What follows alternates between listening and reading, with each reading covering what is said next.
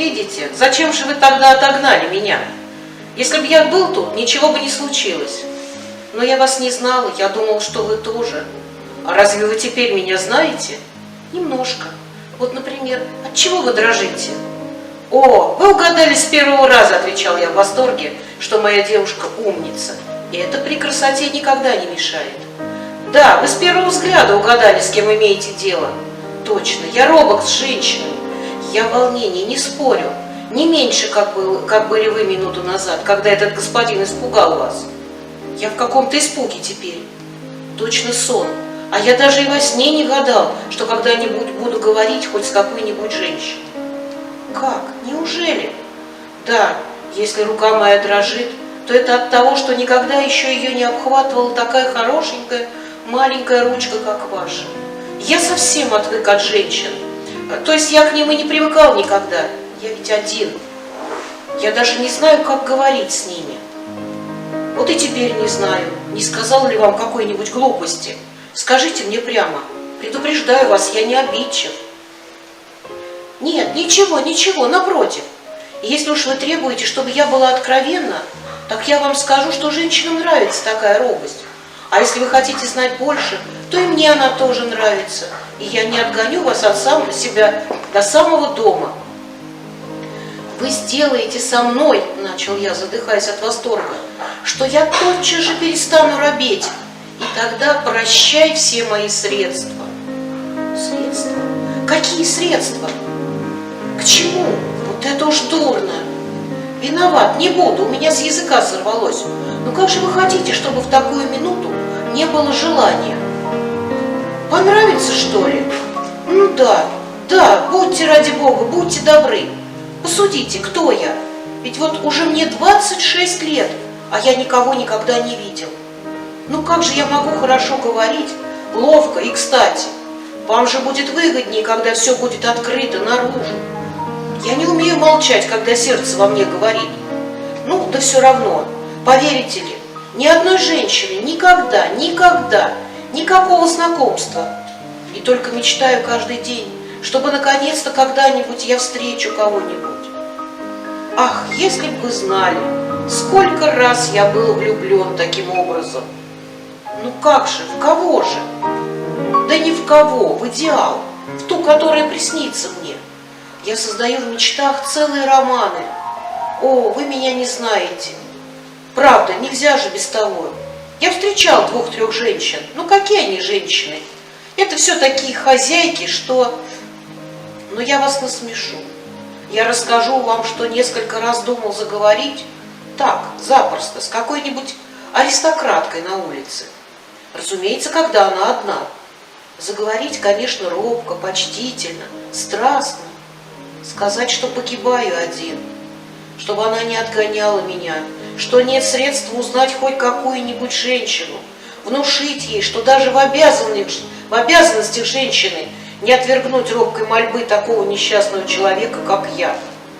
Что, наконец, и все, чего я требую, состоит в том только, чтобы сказать мне какие-нибудь 2 слова братские, с участием, не отогнать меня с первого шага, поверить мне на слово, выслушать, что я буду говорить, посмеяться надо мной, если угодно, обнадежить меня, сказать мне 2 слова, только 2 слова, потом пусть хоть мы с ней никогда не встречаемся. Но вы смеетесь. Впрочем, я для того и говорю. Не досадуйте, я смеюсь тому, что вы сами себе враг. И если бы вы попробовали, то вам бы и удалось, может быть, хоть бы и на улице дело было.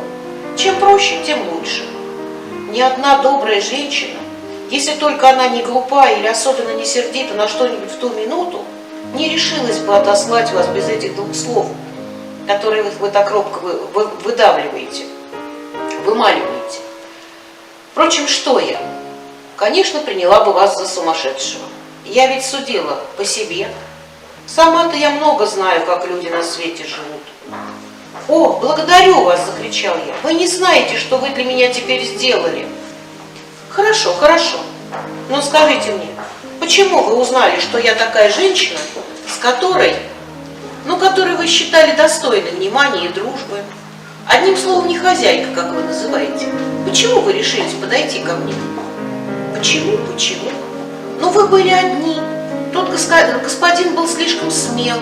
Теперь ночь. Согласитесь сами, что это обязанность. Нет, еще прежде, там, на той стороне. Ведь вы хотели же подойти ко мне? Там, на той стороне?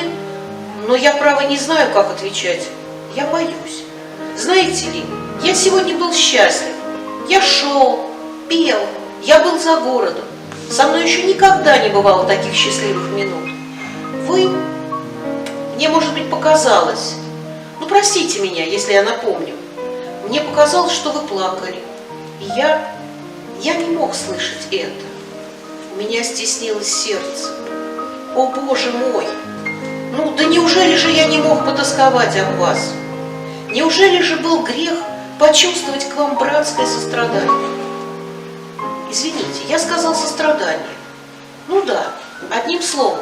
Неужели я мог вас обидеть тем, что невольно вздумалось мне к вам подойти? Оставьте, довольно, не говорите, сказала девушка, потупившись и сжав мою руку. Я сама виновата, что заговорила об этом, но я рада, что не ошиблась в вас. Ну вот я уже дома. Мне нужно сюда, в переулок, тут 2 шага. Прощайте, благодарю вас. Так неужели же? Неужели мы больше никогда не увидимся? Неужели это так и останется? Видите ли, сказала, смеясь девушка, вы хотели сначала только 2 слов, а теперь... Ну, впрочем, я вам ничего не скажу. Может быть, встретимся. Я приду сюда завтра, сказал я. О, простите меня, я уже требую. Да, вы нетерпеливы, вы почти требуете. Послушайте, прервал я ее.